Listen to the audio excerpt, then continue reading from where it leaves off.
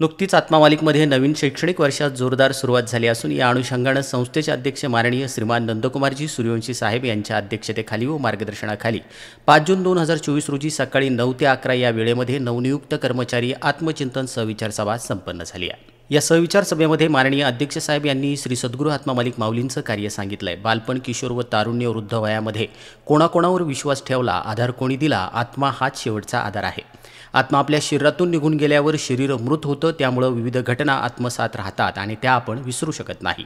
या भवसागरामध्ये नामरूपी नौका जाणून घेण्यासाठी जीवनात गुरुशिवाय जीवनाचा मार्ग कळत नाही। कोणत्याही चांगल्या गोष्टी घडण्यासाठी संयम असणं महत्त्वाचं असतं।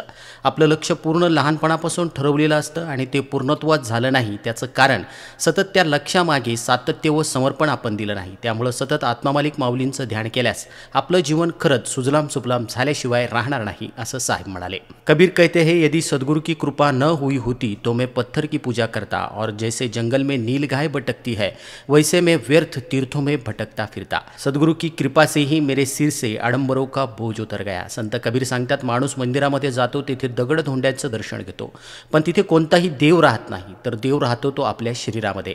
श्री सद्गुरू आत्मा मालिक माऊली देखील सांगतात, तुम्हाला बाहेर फिरण्याची अजिबात गरज नाही, शोधायची गरज नाही, तुमचा देव तुमच्या हृदयात निरंकार रूपात आहे।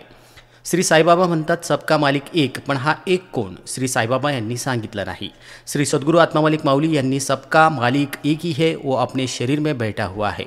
आत्मा बाबाजींचा मंत्र सबका मालिक आत्मा हा मंत्र देशात नव्हे तर विविध जगामध्ये हा मंत्र बाबाजींच्या रूपाने गेला आहे व त्यांचं कार्य सतत वाढत आहे।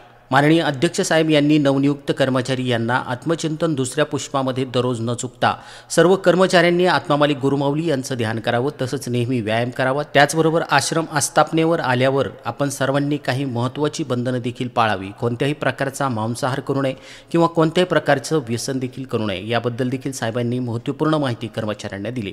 सर्व कर्मचारी यांना सद्गुरू आत्मा मालिक माऊली यांचं कार्य, आत्मा हाच आपल्या शरीराचा शेवटचा आधार आहे, त्याच्याशिवाय माणूस जगू शकत नाही। या भवसागरामध्ये नामरूपी नौका जाणून घेण्यासाठी जीवनात गुरुशिवाय जीवनाचा मार्ग कळत नाही। कोणत्या चांगल्या गोष्टी घडण्यासाठी संयम असणं महत्त्वाचं आहे। माननीय साहेबांनी आज आत्म्याविषयी व शरीराविषयी विस्तृत असा दृष्टांत देत उपस्थित नवनियुक्त कर्मचारी यांना ध्यान व परमपूज्य गुरुमाऊली यांचं कार्य कर्मचाऱ्यांना समजावून सांगितलं। गुरु हा कुंभारासारखा असतो, जो कच्च्या मातीचा योग्य वापर करून आकर्षक भांडं बनवतो आणि एक चांगला गुरु आपल्या शिष्याचं जीवन घडवू शकतो।